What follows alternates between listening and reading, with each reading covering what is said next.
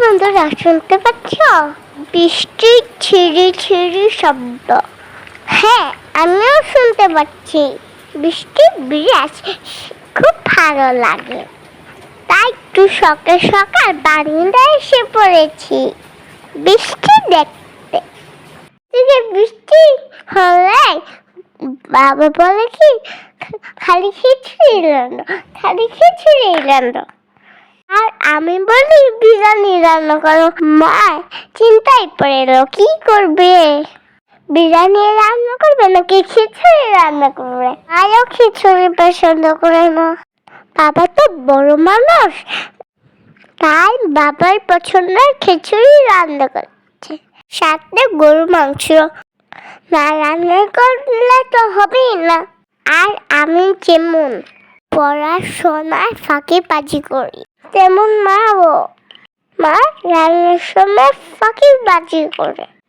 রান্না তাড়াতাড়ি করার জন্য সব মশলা একসাথে দিয়েছে, পরে শুধু রান্না করে নিবে। এটাই হচ্ছে মার ফাঁকিবাজির রান্না। তবে যাই বড় বন্ধুরা, রান্নায় কিন্তু সেই স্বাদ হয়। একটু ম্যারিনেট করে একটু রেখে দিয়েছে। আর এখানে খিচুড়ি রান্নার জন্য চাল ডাল একসাথে ধুয়ে নিচ্ছে।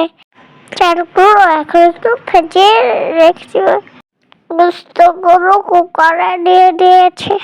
আর তার সিটি দিলেই হয়ে যাবে। এখন খিচুড়ি গরু রান্না করবে। প্রথমে তেল আর গরম মশলা দিয়ে দিল। যে বললাম গরম মশলা দেন, কিন্তু বাসায় এসে দেখি মশলা ঠান্ডা। তো কি কোনো হলো বন্ধুরা? আচ্ছা বাদ দাও, একটু ফান করো তোমাদের সাথে। মা খিচুড়ি রান্না করলে তো মজাই হয়। তোমাদের কিন্তু দাওয়াত রইল।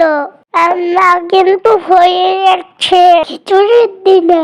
বৃষ্টির প্লেট হাতে নিয়ে টিভির উপরে বসে তুফা দেখা মজাই আলাদা। আবারও তোমাদের সাথে ফান করলাম। হয়েছে তরজলা খিচুড়ি। আর মা দেখো ডিনার প্লেটে খেতে বসে গেছে।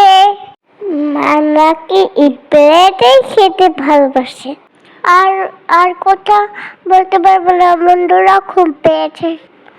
বন্ধুরা লাইক কমেন্ট কিন্তু শেয়ার করতে ভুলো না। পাপা আমার জন্য একটু চিপস আনলো আর আমি ঠং করে নিলাম। আল্লাহ হাফেজ।